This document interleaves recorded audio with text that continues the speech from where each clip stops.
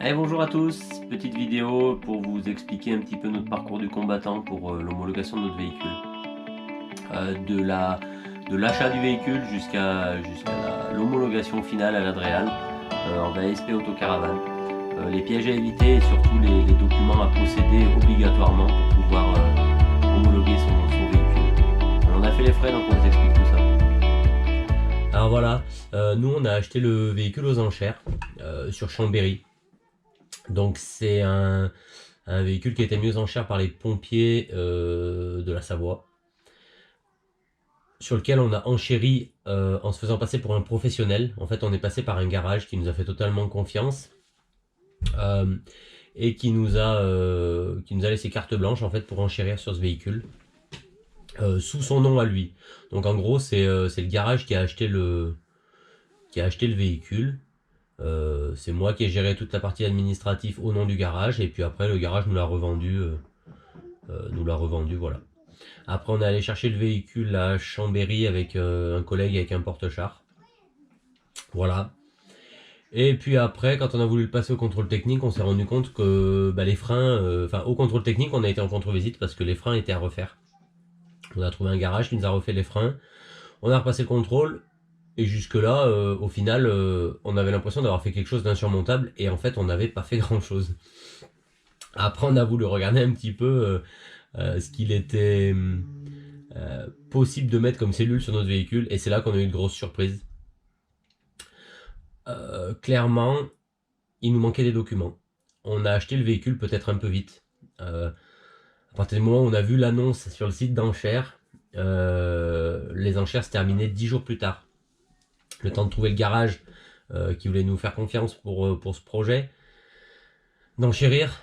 On a un peu survolé les documents, et ayant une carte grise, un barré rouge, je me suis dit c'est bon, on est large. Et en fait pas du tout. En fait pas du tout, parce que la particularité des camions de pompiers, c'est qu'il y a beaucoup de transformations qui ont été faites avant qu'ils puissent être opérationnels au niveau pompier.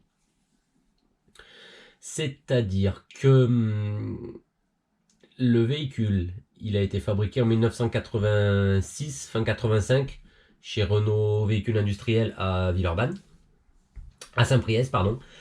Et ce véhicule, en fait, il a eu pas mal de transformations. C'est-à-dire qu'il est sorti en châssis nu de chez Renault Véhicules Industriels Saint-Priest. Il est parti chez Saint-Par à Lyon, où ils ont modifié l'empattement, c'est-à-dire qu'ils ont réduit l'empattement d'origine du véhicule. Ils ont fait le montage de la transmission 4x4 et des roues qui vont avec. À ce moment-là, un document a été produit pour justifier que le véhicule était sorti de chez Saint-Par en 4x4, tout ça. Ce document, on l'a pas. Donc au début, on se dit bon, c'est pas très grave. Et puis après, ce véhicule, il est parti chez Camiva, en Savoie, à Saint-Alban-l'Ès, où ils ont fait le montage de la, de la partie incendie, de la partie pompier. Donc ce document, on l'a pas non plus. Mais nous, à partir du moment où on a le barré rouge, en regardant un petit peu sur des forums, le forum de Bucois notamment, que je remercie énormément, on s'est rendu compte qu'il y avait un petit problème. C'est-à-dire que notre véhicule, on ne le trouvait pas sur les barrés rouges. On a fait pas mal de recherches avec des gens du forum. Eux ont fait surtout des recherches parce qu'ils ont une base de données qui est énorme. Et en fait, notre barré rouge, on n'en trouvait pas parce que notre véhicule a un empattement de 3,50 m. 3050 mm. Ok. Sauf que des barrés rouges, on n'en trouvait pas avec notre empattement. C'est là qu'on en a déduit qu'il y avait dû avoir une transformation quelque part. Du coup, chez Saint-Par, donc on a réussi à trouver un document où les dates n'étaient pas bonnes, mais ça nous a permis de comprendre toutes ces modifications qu'il y avait eu successives. Et puis au final, de se dire, bon bah c'est bon, ça va passer comme ça l'Adréal. Donc là, on a vu le carrossier qui nous a fait un devis, qui était emballé par notre projet. Hein. Donc nous, pour la carrosserie, la cellule, on a fait faire ça à côté de chez nous, à 10 km de chez nous. Un monsieur, deux frangins là, qui bossent ensemble, qui font des camions magasins, des food trucks, des choses comme ça. On l'a payé certainement plus cher que si on était allé ailleurs. Mais là, ça fait bosser localement des gens. Ils sont super sympas. Voilà. Nous, on a fait ce choix-là, hein. Donc jusque-là, tout va bien. Ils nous montent la cellule, nous, on rallonge le faux châssis, ils nous montent la cellule, on fait les travaux, tout va bien. Tout va bien. On fait intervenir Caligaz, parce que vous savez que pour faire une homologation Ladréal, il nous faut un certificat Caligaz qui certifie que notre installation gaz est conforme et qu'il n'y a pas de souci, tout ça. Je vous avoue que j'ai un peu les boules, c'est-à-dire que ça nous a coûté 444 euros. La personne est venue sur place, et en fait, il a rien regardé du tout. En fait, il a regardé le camion, il a dit oh c'est joli, ah vous avez mis des autocollants obligatoires. Ben, la norme est comme ça, donc oui on a mis les autocollants. D'accord. Il a vérifié à aucun moment il a vérifié s'il y avait des fuites de gaz. Il a rien vérifié. Il a vérifié le détendeur, savoir si le détendeur c'était bien 30 millibars. C'est le seul truc qu'il a vérifié. Donc nous, ça nous rassurait en fait d'avoir une personne comme ça qui vienne vérifier l'installation de gaz. Au final, voilà. Bon, c'est une obligation, on l'a fait. Après, je pense que ça dépend aussi du technicien qui vient sur place, hein. Mais nous, le nôtre, il a un peu bâclé le truc, quoi. Voilà, voilà. Et ensuite, on a fini les travaux. Et avec le carrossier, parce que c'est le carrossier qui nous a fait le dossier pour l'Adréal. Et avec le carrossier, en fait, il a fait le dossier l'Adréal et on s'est présenté à l'Adréal. On devait se présenter à l'Adréal et là, coup de téléphone de l'ingénieur des mines qui nous dit en fait, il faudrait le numéro moteur du camion. On donne le numéro moteur. Il dit ben vous avez pas le droit de, c'est pas le bon moteur sur le véhicule. Et là, on a commencé à se dire oulala, on n'est pas bien.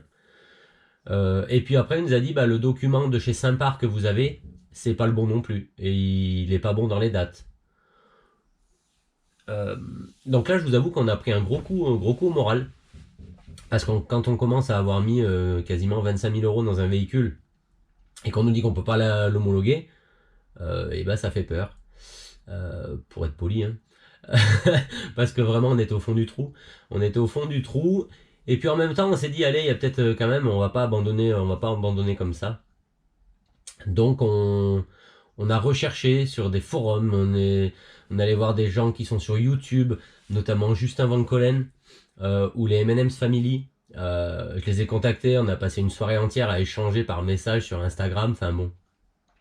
Pour qu'au final, Justin me dise, bah écoute, je vois ce que je peux avoir, je te tiens au courant. Donc il m'a envoyé des documents. Xavier des M&M's Family me dit, écoute, je vois avec mon réseau, je t'envoie des documents. Et en arrivant à récupérer tous ces documents, en fait, on a réussi à avoir pas mal assez de docs pour que l'ingénieur des mines, qui au final, malgré qu'au début on le pensait un petit peu, comment dire, un petit peu méchant, au final il a été arrangeant énormément. C'est-à-dire qu'il a pris des morceaux d'informations de partout en fait. Donc du coup on a réussi à avoir l'homologation. Donc on est super content. Ça a été super compliqué. Parce qu'on croyait que tout était gagné d'avance à partir du moment où on respectait les normes. Et en fait les normes c'est pas le plus compliqué. Le plus compliqué c'est d'avoir les documents sur des véhicules qui ont 35, 30, enfin plus de 30 ans quoi, 34 ans pour le nôtre. C'est ça qui est le plus dur. Donc si vous voulez pas faire la même erreur que nous, vérifiez bien quand vous achetez un véhicule le barré rouge. Le barré rouge qui est avec votre véhicule. Regardez bien la date du barré rouge. Et à un moment donné, il y a une ligne, c'est marqué que l'homologation commence à tel numéro de série. Ça c'est super important parce qu'en fait si votre camion est antérieur à votre barré rouge, et ben, le document n'est pas le bon. Ensuite, regardez les limites carrossables. Les limites carrossables par rapport à votre empattement. Et ben ça vous donne à peu près, après c'est des calculs un peu savants avec entre le porte-à-faux, la taille de la cabine, tout ça, mais ça vous donne un estimatif de la cellule. Donc nous on savait qu'on pouvait poser une cellule de 3,60 m. Voilà. Après, il faut regarder si toutefois votre barré rouge ne fait pas état de votre empattement à vous, c'est que votre véhicule a suivi une réduction. Souvent c'est le cas chez les pompiers où les pompiers veulent des véhicules qui sont un peu plus courts, donc plus maniables. Mais donc du coup il y a une transformation qui a été faite. Cette transformation, si vous n'avez pas le PV de transformation complémentaire ou de réception complémentaire, vous ne pourrez pas faire l'homologation plus tard. Vous allez galérer comme nous à trouver quelque chose. Nous on a été vénard, hein. On a réussi à trouver les documents, mais voilà, c'est peut-être pas le cas pour tout le monde. Nous on a mis quasiment un an et demi à trouver les documents, donc c'est hyper long quoi. Voilà. Et après il faut le récépissé complémentaire de l'aménagement qui a été fait sur le véhicule, donc là par Camiva. Donc faites attention de bien avoir tous ces documents dans un ordre chronologique, parce que nous on les avait, mais c'était des documents, le complément Saint-Par qu'on avait, par exemple, il datait de 87, avec un véhicule de 86. À l'Adréal, on a essayé de le faire passer comme ça, hein, il est pas fou, c'est son travail, ce monsieur là. Donc lui, il a dit, bah non, ça marche pas quoi. Donc soyez vigilants là-dessus, faites bien attention à avoir tous les documents dans l'ordre, et tous les documents d'origine du véhicule. Moi j'ai appelé, on a contacté la fondation Berlier à Lyon, qui gère le musée Berlier en fait, et ils ont une base documentaire d'archives. On les a contactés, ils n'ont rien pu trouver pour nous. On a contacté Camiva, qui me dit qu'ils ont détruit toutes leurs archives. Saint-Par n'existe plus. Donc voilà, soyez vigilants quand vous achetez des véhicules, de bien avoir tous les documents. Et je vous dis ce que m'a dit la personne de l'Adréal. Il m'a dit, si vous voulez être embêté pour aménager un véhicule, achetez un véhicule de pompier. Parce qu'au final, il y a eu peut-être à une certaine époque quelques passe droits pour les pompiers. On va dire, bon, c'est les pompiers, donc les documents étaient un peu bâclés. Et lui, il voit beaucoup de camions de pompiers qui sont en cours d'homologation et qui sont bloqués parce que les documents n'ont pas été produits à l'époque. En 1986, nous, on a le problème sur notre véhicule, c'est qu'on a un moteur qui a commencé... Enfin, sur notre véhicule, on a un moteur MIDR. Et visiblement, ce moteur a commencé à être monté sur les véhicules à partir de juillet 86, alors que notre véhicule est de mars 86, quoi. Donc c'est-à-dire qu'il y a certains véhicules qui sont partis avec des moteurs, mais les documents ont été mis à jour plus tard. Donc là, il nous a fallu une autorisation, enfin une attestation de Renault, comme quoi c'est possible qu'ils aient fait quelques erreurs de documentation à l'époque, tout ça. Donc là, pareil, hein, c'est le carrossier qui a contacté quelqu'un chez Renault pour avoir ces documents, quoi. Donc nous, on avait fait le choix de passer par un carrossier pour l'homologation. Je connais quelques personnes qui ont voulu le faire eux-mêmes pour économiser le coût d'un carrossier, hein. Mais du coup, ils n'ont toujours pas leur homologation, quoi. Forcément, quand on va à l'Adréal, un carrossier est forcément plus crédible qu'un monsieur comme moi, quoi. Donc voilà. Écoutez, j'en ai fini pour cette vidéo. Si vous avez des questions, n'hésitez pas en commentaire à nous poser des questions, même sur Instagram, Facebook. N'hésitez pas à partager cette vidéo, mettre des petits pouces si vous avez aimé, ou des petits pouces si vous n'avez pas aimé, mais le mieux c'est comme ça quand même. Voilà, il y a les vidéos de l'aménagement, du début de l'aménagement qui sont en ligne, n'hésitez pas à les regarder. Et puis moi je vous dis à la prochaine vidéo, allez à bientôt.